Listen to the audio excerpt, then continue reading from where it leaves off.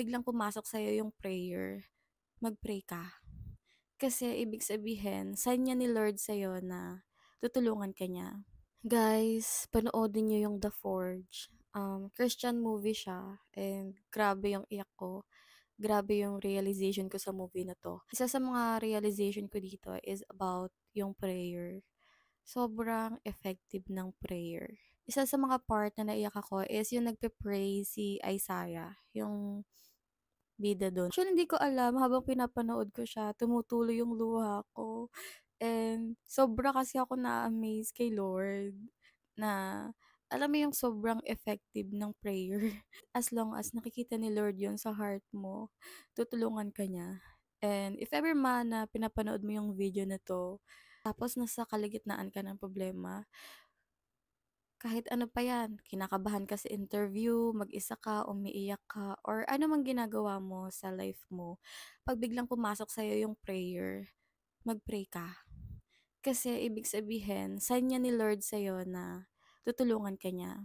Sa movie kasi na 'to, dun ko nakita yung tulungan nila sa pamamagitan ng prayer. And also, yung movie na 'to is about discipleship. So, si Mr. Joshua Moore, isa siya sa magandang example ng pagdi-disciple. Alam mo yung feeling na hindi siya by force na nagdi-disciple, yung parang kamustahan, usap lang, yung simpleng usap kasi gasgas na din, eh. Parang 'di na din kasi uso ngayon yung, "Uy, alam mo ba kapag hindi ka nag-repent sa kasalanan mo mapupunta ka sa impyerno." Which is totoo naman, pero si Dr. Mark kasi parang alam mo yung chill lang. Pero eto lang din yung natutunan ko. Kasi 'di ba sa atin may mga taong pinagpe-pray tayo na tulungan tayo ni Jesus, kasi si Jesus lang naman yung makakapagbabago sa heart natin, eh.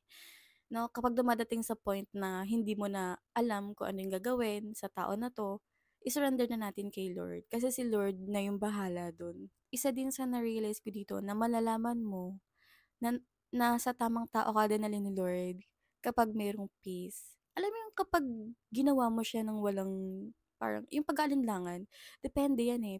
Kasi dun sa kanya talagang nag-go siya, "Yes, I follow Jesus." Kaya sobrang blessed natin kapag meron tayong family or friends, kakilala na pinagpe-pray tayo, ini-invite tayo na mapalapit kay Jesus. Kasi gusto naming ma-experience din ninyo yung experience na love na nagmumula kay Jesus. Because Jesus is peace, Jesus is love. Na-remind din sa movie na 'to na once na finalo natin si Jesus, hindi madali yung mga pagdadaanan natin. But magiging madali yung isang sitwasyon kapag humihingi ka ng tulong. So, importante din yung paghingi ng tulong, lalo na kay Lord. Hindi ko napapansin na